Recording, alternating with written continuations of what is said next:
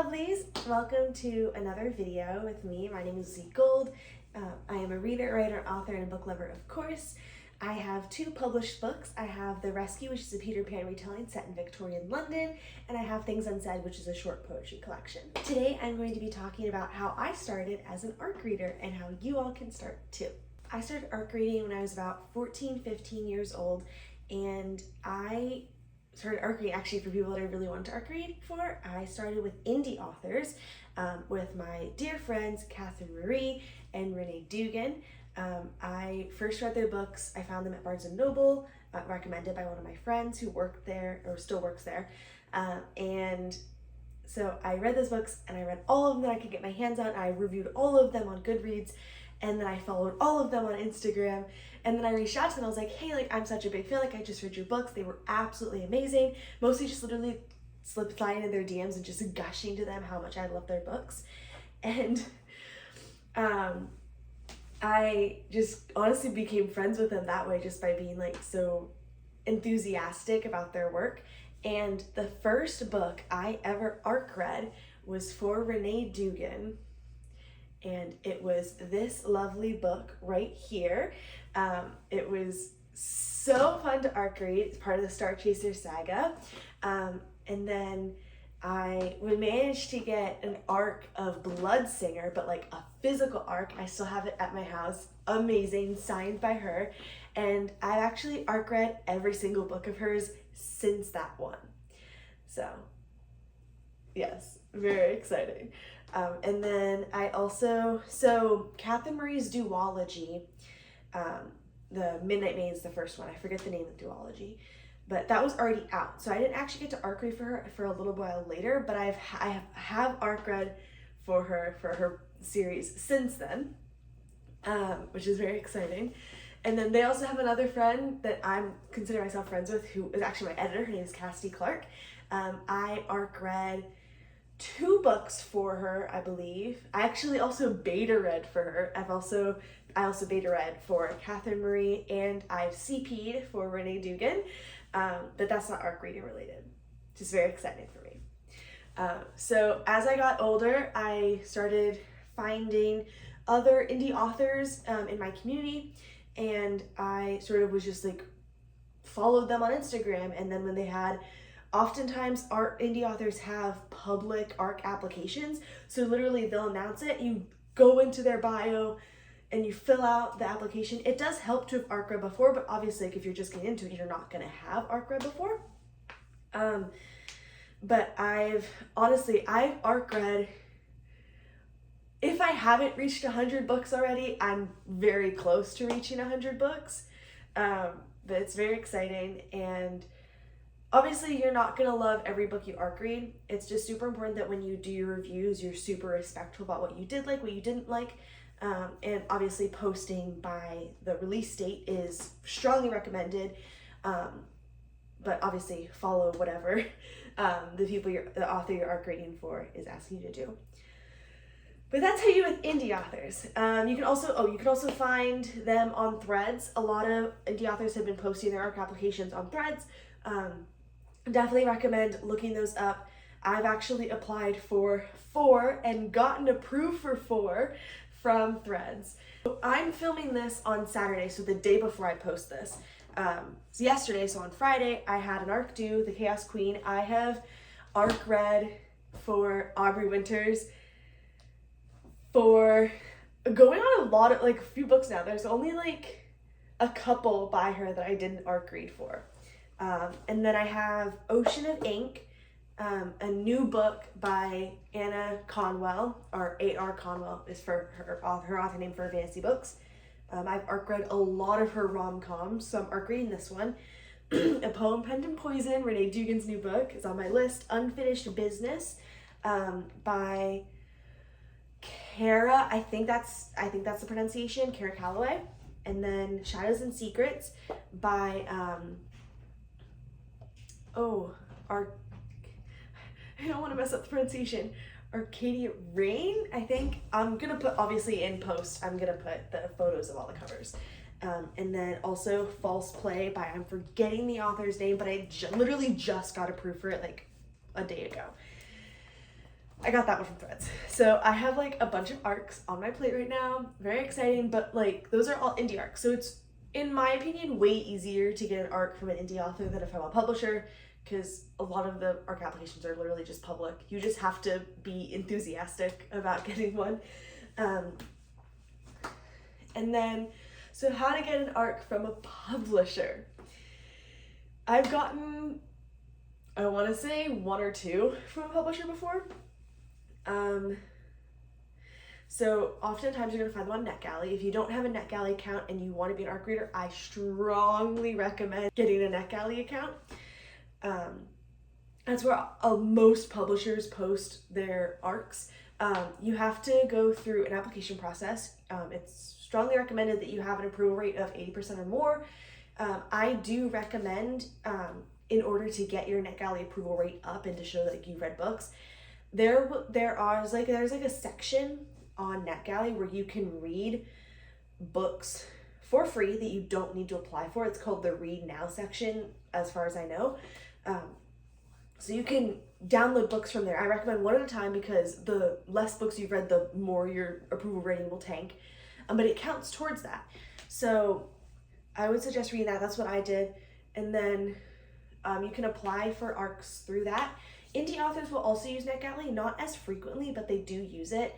I have gotten Renee Dugan's more recent books from NetGalley, a few others as well.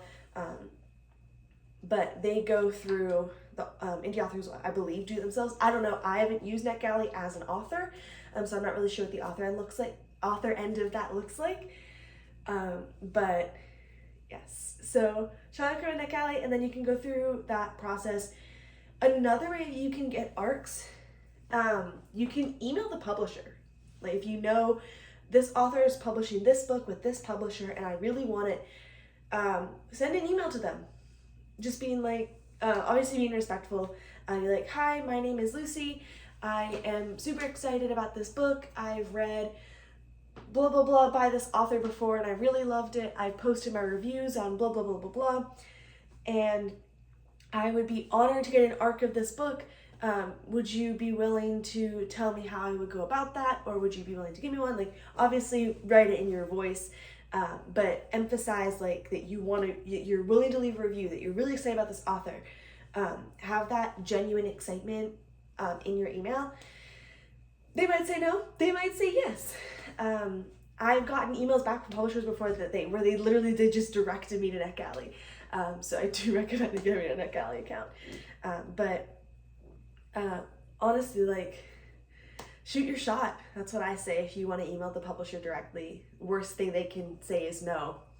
And obviously manage expectations. Don't expect you're not going to get approved for every single arc. That goes for indie arcs from indie authors and arcs from traditionally published authors. You're not going to get a yes for everything. There are arc applications I never heard back from, and that's as someone who posts review for almost every book they read, and I've arc read for many authors. But if you want to be an arc reader consistently, what I do recommend is getting on like an arc team for an indie author. I'm on Renee's arc team. I'm on Anna's arc team. The authors that publish more frequently are going to have those arc teams where they just have like a group of people that they consistently just send their arcs to. And obviously you can always get removed from that if you don't want to be on the team anymore. And yeah, there was one, I arc read a bunch for an author, and I just like, it's not that I didn't enjoy the books, they just like weren't really hitting the vibes anymore. So I just respectfully sent them an email. I was like, hey, I'm not in the space to continue arc reading for you at this time. I really appreciate being on your team. I just don't have the space for this right now. So that's always an option. You can always join and then back out later, as long as it's not for like an arbitrary reason, like you're just trying to get a free book. You should never approach arc reading like trying to get a free book. Arc reading it's not transactional, but the author is giving you a copy of the book with the trust that you're not going to pirate it, because we don't support pirating in this community, and then B, that you're going to put a review out online, at least in one place, about what you liked, what you didn't like, or if there was anything you didn't like, if at all. And so it's somewhat transactional, but don't go into it like just try and get a free book. Go into it because the book sounds really interesting and you really want to help support the author, and it's just something you're super interested in. So just don't go into it being like, oh, it's just a free book. Like, no, like, this is like, ARC reading is very important to authors, and it's how we generate excitement for our books. So, and as an ARC reader, I am honestly privileged every time I get an ARC. I remember I read Ava Reed's A Theory of Drowning, I think it is. No, A Study in Drowning. I'm literally mixing up the two titles. Oh my God. A Study in Drowning. And I loved it so much. And then I heard that, I was just scrolling on NetGalley and I saw that A Theory of Dreaming, the second book, was up there. And I was like, oh my God. And I was like, wait, I want this book so bad. Like, I need it. Like, I didn't even know there was gonna be a sequel. Like, oh my God. So I applied for it and I got it. And I got to read A Theory of Dreaming before it came out. And that's like literally every time I see A Study in Drowning in the bookstore, and I'm like, oh my gosh, I read the sequel. I read the sequel before it came out. That was always just so exciting to me. And I literally, I go into it as an ARC reader, like, I'm just so excited to hype this author up. I'm so excited to read this book.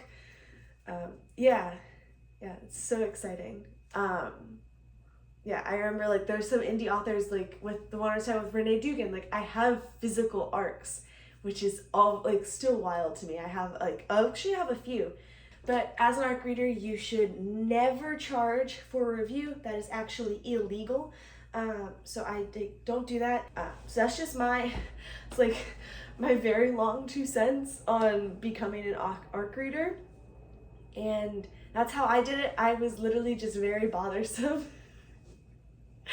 I'm sure Renee and Catherine will agree with me. I was very, very insistent about just, like, telling them how much I love their work.